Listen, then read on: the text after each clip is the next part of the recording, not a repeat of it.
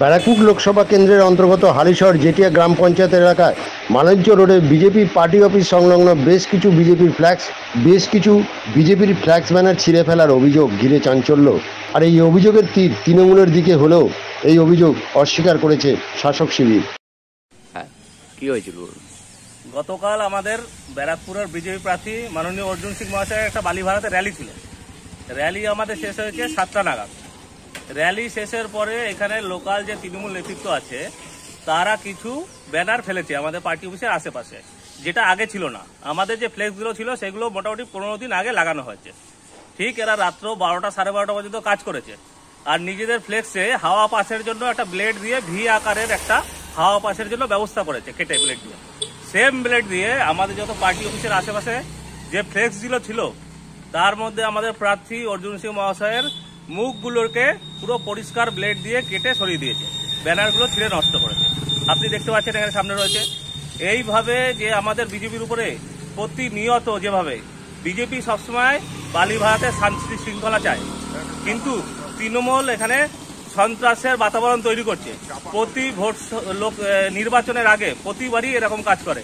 আপনি দেখছেন party অফিসারে 2বার bomb মেরে এখানে নষ্ট করেছে, উড়িয়ে দিয়েছে। আর এইভাবে বিজেপিকে ক্ষতি করার চেষ্টা করছে। কিন্তু মানুষের মনের মধ্যে বিজেপি রন্ধ্রে রন্ধ্রে ঢুকে গেছে, সবার মনের মধ্যে পদ্ম চিহ্ন।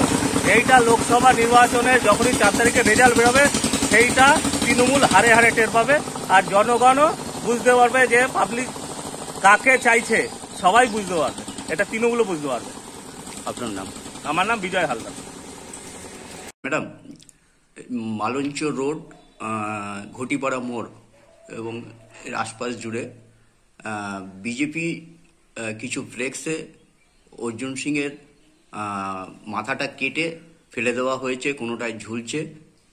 বিজেপি অভিযোগ করছে গতকাল আমাদের প্রার্থী এখান থেকে প্রচারে এসেছিলেন, তখনও পর্যন্ত তৃণমূলের কোনো ফ্লেক্স পাশে ছিল না। রাত্রেবেলা তারা ফ্লেক্স লাগিয়েছে, লাগাতেই পারে, কিন্তু আমরা সকালবেলা উঠে দেখছি যে ফ্লেক্সগুলোর প্রত্যেকটা ফ্লেক্সের অর্জুন সিংয়ের মাথাটাকে কেটে কোনোটায় ঝুলছে, কোনোটায় নিচে পড়ে রয়েছে। তারা অভিযোগ করছেন এই কাজ বালিভাড়ায় এই ধরনের সংস্কৃতি কোনোদিনও ছিল না। তৃণমূলের দুষ্কৃতীরা এই সমস্ত কাজ করে বেড়াচ্ছে। এর কি বলবেন?